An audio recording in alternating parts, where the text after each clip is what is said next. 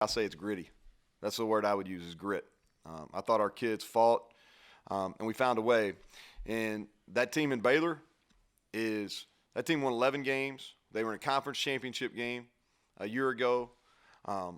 They got several NFL players, and we helped them quite a bit in the first half. But our kids fought, and we found a way to win. And my hope is, now we've got to continue to get better. We've got to get way better offensively. But my hope is we can point back to this game in this second half and us finding a way to win and not lose, which is what I was talking about after the game at Oklahoma State. We found ways to lose that game. Here at home, we found a way to win. And I hope what we can do is we point back, we get this thing rolling, we can say, hey, this is the game, kind of figured it out. And where in a contest where a lot of things went wrong against a really good coach, a really well coached team, a lot of returning players, and with a quarterback that's just figured out how to win close games. No, West Virginia found a way to win today, and so I hope that's the storyline because I'm proud. Defensively, I want to start there.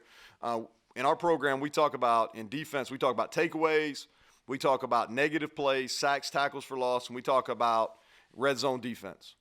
Today, we won the game. We had several takeaways, played our tails off in the red zone, and then we had 6 sacks, numerous tackles for a loss. Sudden change, which we practice a lot, is put out the offense, put the ball, turn the ball over, defense came out, and immediately got off the field or made them kick field goals. And so you look at the stats, 27 rushing yards against a team that has 2 NFL running backs. 6 sacks, 11 TFLs we already talked about. Thought Darius Stills played like the preseason hype he's been given. All right, or he earned that. I don't want to use the word given. He earned the preseason accolades, but thought he played extremely well. Tony Fields, 10-plus tackles. Josh Chandler, 2 TFLs. Alonzo Adal was big again today. Tykeet Smith and I thought Drayshawn Miller, huge interceptions. I thought special teams-wise, we flipped the field. I thought our coverage units were special. You're talking about a kickoff return team that returned 2 for a touchdown last week. We tackled them inside the 25 every time. We flipped the field, made them fair catch. Our punt team did. I thought we were really good there. Obviously, had the costly mistake on punt return. And then offense, here's the deal. It wasn't good enough. At times, it was hard to watch, extremely frustrating. But here's what I'll say about this. In the second half, the offense didn't screw it up. Because it could have been screwed up, and the offense didn't screw it up, and it found ways to win. If you look at it and you go back, offense had the ball 46 minutes, all right? But here's where we figured out a way to win today, where we didn't find a way to win last week, is 3 for 3 on 4th down, okay? Red zone 4 for 4, all right? And then if you look at our second half scoring drive, okay, and I wish we were saying plural, but it was a drive. All right, we ran the ball 8 times, and we figured out a way. We figured out a way to get it in the end zone, and I thought we played well in overtimes. I thought for whatever reason we kind of relaxed and just played. But there's a lot of we got to clean up offensively. We got plenty of time to do it. But gritty win overall, and with that, I'll open it up for questions. First question will be from Greg Hunter. Go ahead, Greg. So, Neal, you talk about those 4th down plays. Was that something that you sort of knew you were going to have to push that button going in, and then talk specifically about the one in overtime on 4th and inches and going for it and then throwing out of that to Michael Lossner? Well, so we go in with a plan. Data analytics, we play the numbers. I believe in it. I think it's proven if you go for it on 4th down, especially in your plus territory, over the course of a season, those percentages play in your favor, and so we always are going to be aggressive on 4th down. Okay, I'll say that first and foremost. And then in overtime, if you look at the numbers, and this is something that was a little bit of an off-season study for me, is if you get the ball first, field goals do not win in overtime. And you can look, there's numbers, there's a couple data companies we use. Field goals do not win in overtime. So we knew when we got the ball 4th and 1 there, Jared had a really good suggestion. I thought, and I'll say this too, I thought our offense staff was figuring out ways because we had to, we got in some close formations because number 8, we had all kinds of trouble with him. we blocked them pretty well up front early, and then number 8 and number 2 made about every single play. And so hats off to them, great players. But the one in overtime is we felt like we tried to run it up there a couple times on 3rd and short. One in particular, we had the ball 3rd and 4, and we were going to run it and then go for it on 4th down, and we got hit for a tackle for a loss. And they were really in there squeezed, and they were jumping our cadence pretty good. So we felt like we could throw it. That's a play we like. Both those that play on 4th and 1, and then the first play of the second overtime were naked plays we felt pretty good about. And I know y'all been talking about tight ends. We wanted to get the tight ends the ball, which they should. When you run the ball decent, you need to throw your tight ends. And I thought, I don't know how many they had total, but probably had six or more between them. Next question is from John Antonic. Go ahead, John. I got 2 here, Coach. First of all, just expand on what Darius Stills did, because it looked like effort-wise he was really out there and then basically lining up in our backfield a lot. And then 2, your first down struggles on offense. Is that a component of the penalties and all of that?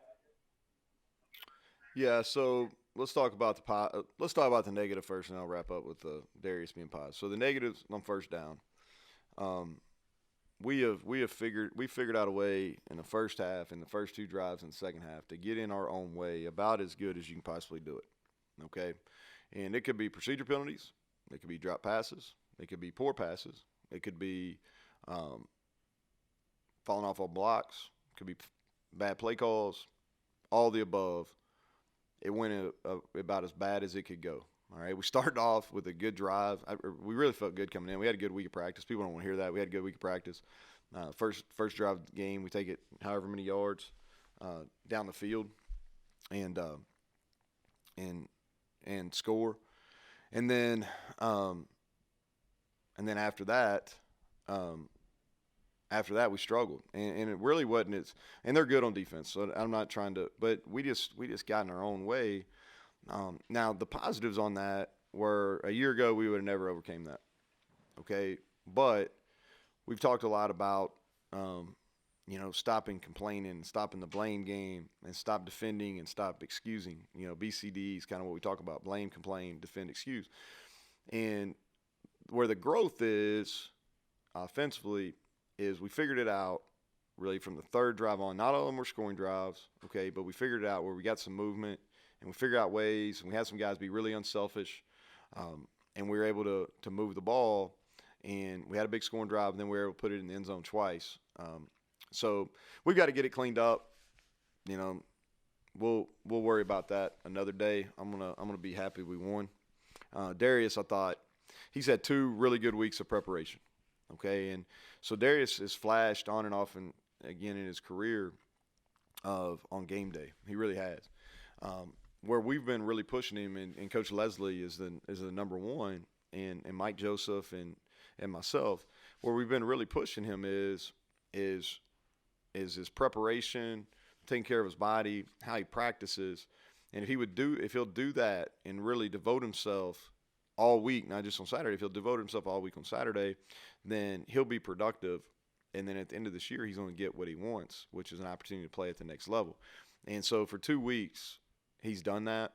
He was a captain for the game today, and that's voted on by our staff. And so to get that in that position, that means you're in a position of trust. And so, but I was proud of him. And he was emotional after the game. He was spent. He really was. And when you invest that much, and you're going to be a little emotional. So I'm proud of him. Okay, we'll go to Kevin Kinder. Coach, following up on Greg's question, you rattled off all those analytics things really quickly. Do you know all of those immediately? Is somebody on the headset saying, "Hey, Coach, here's the analytics for this situation"? How's that process work? No, I think about it from Thursday on, just as far as, hey, we get to a certain yard line. If it's 4th and 3 or less, we're going to do this. If it's 4th and 2 or less, now predetermined. Like, hey, if we get in 4th and 1 or less, and it's an overtime, and we get the ball first, man, we're going. Okay, that's a decision. You can't just make those in the game. Those are things that you put thought process in, and because if it didn't go right, I'm gonna have to come in here and defend it, right? And so, but I just believe in it. I believe in it even if it didn't go our way. Field goals don't win in overtime. Next is from Cody Nesper. Neal, I have a two-parter here. One, you already mentioned Bernard. Do you think having that impact middle linebacker is just kind of a necessity in the modern game? And two, do you think Tony Fields is turning into that for you? I think they're both very similar players.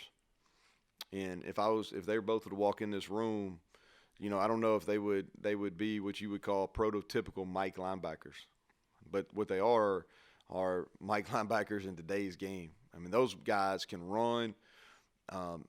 They really, both of those guys, talking about Bernard, who I have a ton of respect for, and Tony Fields, who I'm proud he's on our team. I can tell you that, is they're difficult to block.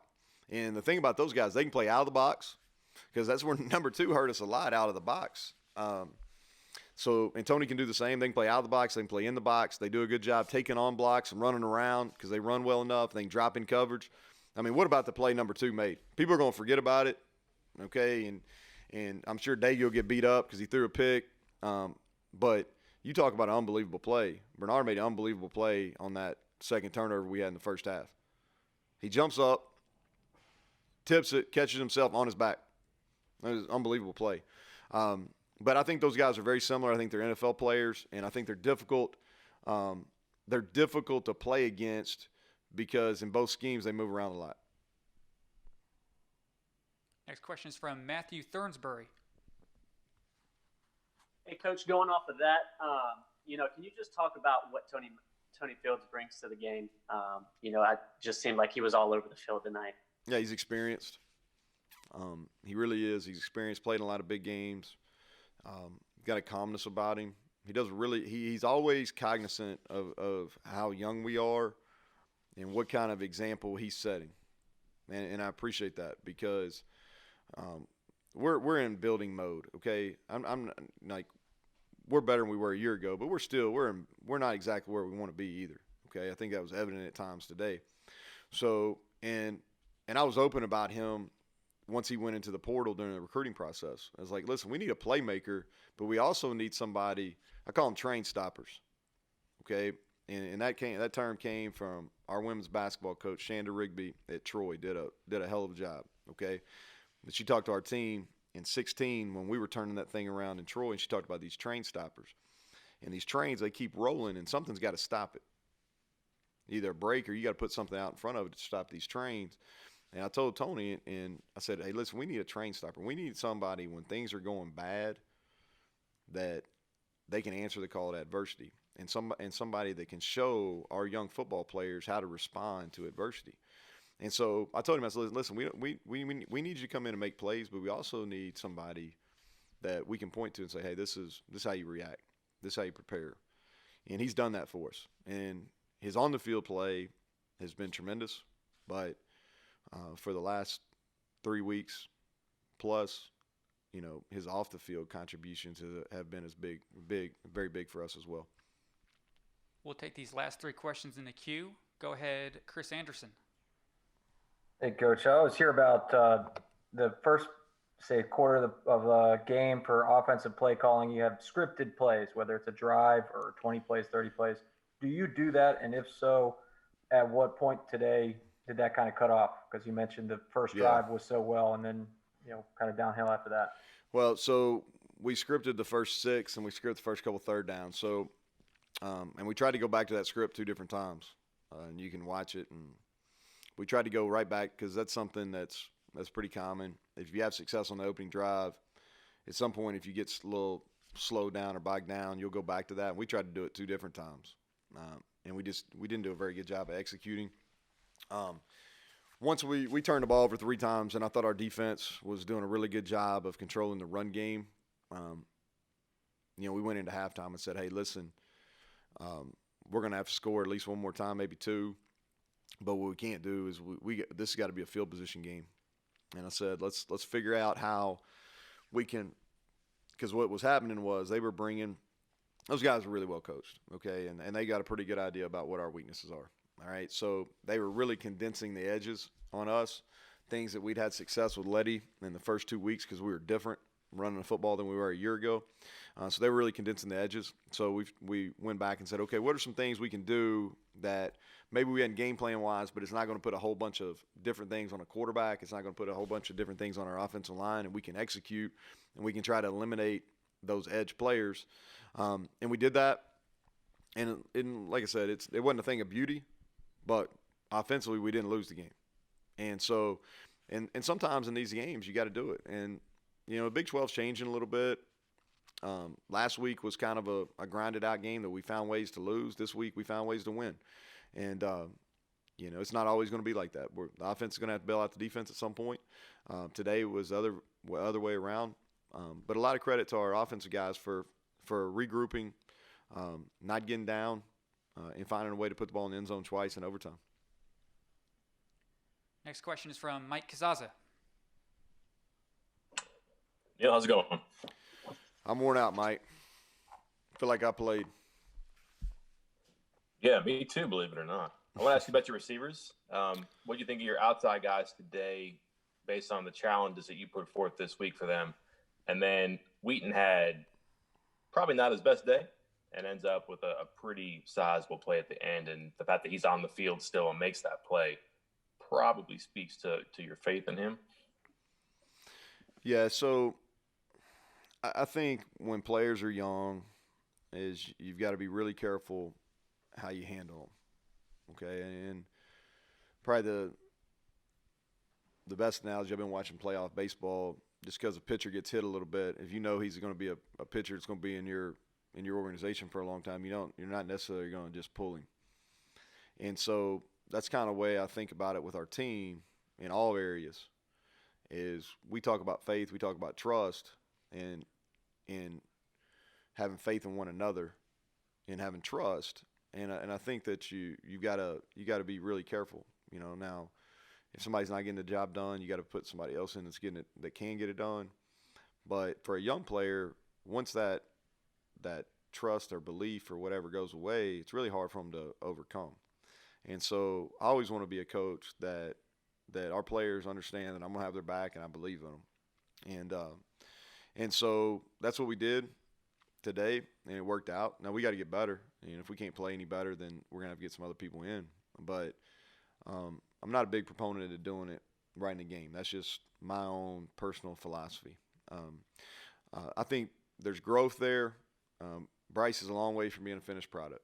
He's 6'4", 220 pounds. He runs really well.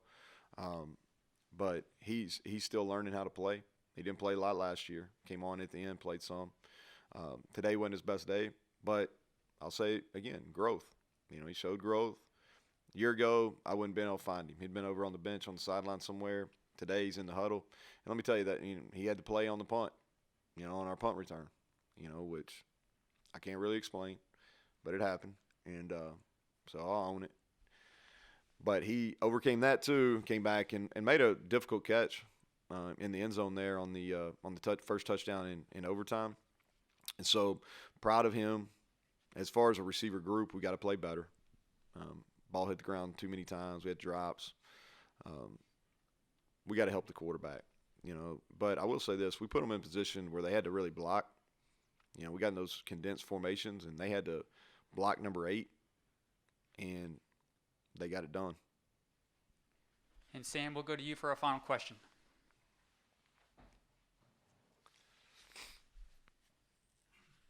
Go ahead, Sam.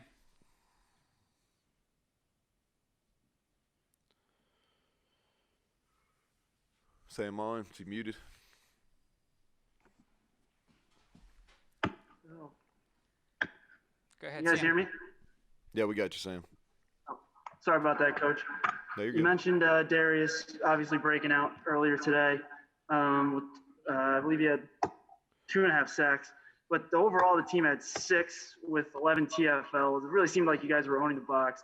What did you guys think of, or what did you think of your guys' defensive line play, and how critical was it to the win?